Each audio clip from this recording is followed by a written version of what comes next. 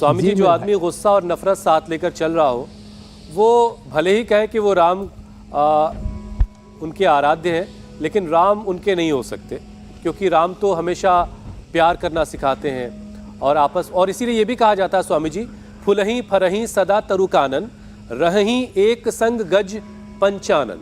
राम राज्य में सभी लोग एक दूसरे के साथ बहुत प्यार से रहते हैं।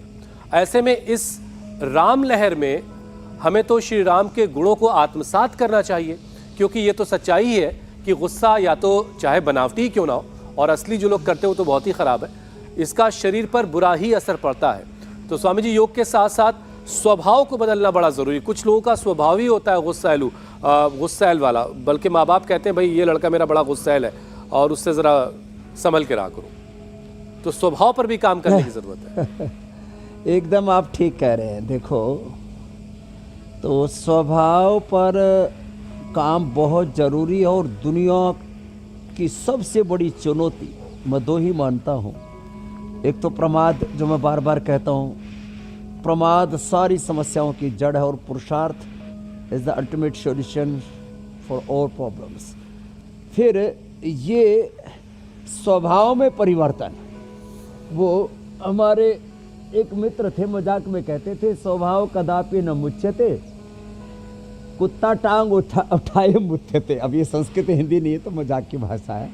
तो जैसे कुत्ते की पूंछ है ना, एक जाह्नवी नाम की एक बेटी थी हमारे पास, वो पढ़ती थी बनारस में, तो उसने एक बिल्ली पाली और उसकी पूंछ के अंदर जो है पाइप लगा दिया, और 1 साल बाद वो पाइप जैसे ही हटाया, पहले तो पूंछ सीधी थी पाइप से, और हटाते ही फिर वो बिल्ली की कुत्ते की पूंछ वापस वैसे ही हो गई। तो ये जो हमारा स्वभाव है ना, ये ऐसा बड़ा खतरनाक मामला है। तो देखो, स्वभाव गुस्सा करने का, अब देखो प्रेम का, करुणा का, वात्सल्य का, शौर्य का, धीरता का, वीरता का, ये भी एक स्वभाव है जो राम का स्वभाव है। और आपने ठीक कहा, राम मंदिर की प्राण प्रतिष्ठा के साथ राम के जो चरित्र हैं उनके हमारे जीवन में प्रतिष्ठा होनी चाहिए। राम के जो आदर्श है, राम की जो मर्यादाएं हैं। तो भुजंगासन, ये 2 अभ्यास, तो शीर्षासन सर्वांगासन और मरकटासन के और भुजंगासन के, ये 2 अभ्यास, और 2 अभ्यासों के 4-4 अभ्यास हम करवा रहे हैं। भुजंगासन के भी 4 अभ्यास, मरकटासन के। तो बहुत ज़रूरी है लंबे लंबे श्वासों के साथ यह अभ्यास। स्वभाव में परिवर्तन के लिए अपने आप को बहुत तैयार करना पड़ेगा। मनुष्य में सामर्थ्य है। जीव जंतु अपना स्वभाव 99% क्या 100% वो चेंज नहीं कर सकते, उनमें मॉडिफिकेशन की संभावना नहीं होती। जैसे निसर्ग ने जो जिसको जैसा बना दिया, उसमें बहुत मामूली सा जो है, जिन जानवरों को जंगल से हमें पालतू बना दिए हैं, उनमें थोड़ा बहुत परिवर्तन आ सकता है, बहुत ज़्यादा संभावना नहीं है।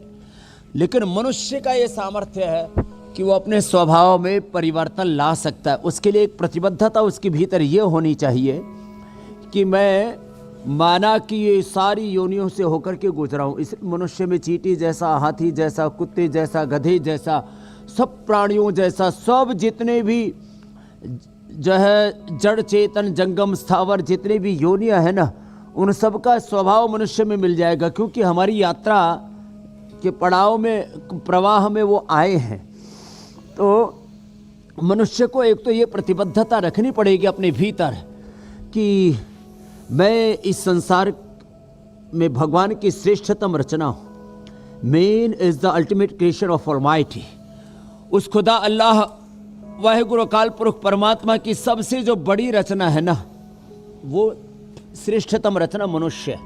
और इसलिए मनुष्यों को ये प्रतिबद्धता रखनी चाहिए कि मेरा आहार, मेरा विचार, मेरी वाणी, मेरा स्वभाव, मेरा आचरण श्रेष्ठतम ही होना चाहिए। और ऐसा जब प्रतिबद्धता रखेंगे तो हर चीज़ में वो श्रेष्ठतम का वर्ण करेगा कि मुझे हर चीज़ में श्रेष्ठतम का मुझे वर्ण करना। जब इस भाव चेतना के साथ व्यक्ति प्रतिबद्ध हो जाएगा तो फिर वो आत्मनिरीक्षण करने लग जाएगा। तो 2 साधन हमारे यहाँ बताए गए। आत्मनिरीक्षण, आत्मनिरीक्षण, आत्मोत्थान, आत्मारोहण। तो आत्मनिरीक्षण से अपना मूल्यांकन करें और फिर वाणी के स्तर पर, व्यवहार के स्तर पर, स्वभाव के स्तर पर, आचरण के स्तर पर, अपनी किसी भी प्रकार की शारीरिक चेष्टाएं हो, ऐन्द्रिक चेष्टाएं हो, मानसिक चेष्टाएं हो, हमारी भावनात्मक चेष्टाएं हो, सभी स्तरों पर हम सजग हो जाएंगे। इसलिए जय कृष्णमूर्ति और योगी श्री अरविंद और हमारे शास्त्रों में सारे गुरुजन हमारे कहते हैं अवेयरनेस इज योगा। जब ये जागरूकता आ जाएगी और फिर हम इसको श्रीमद् भगवद गीता में आत्मसंयम योग का है, तो फिर मेरे भाई हुसैन जी ये परिवर्तन स्वामी जी देखिए पॉसिबल होगा।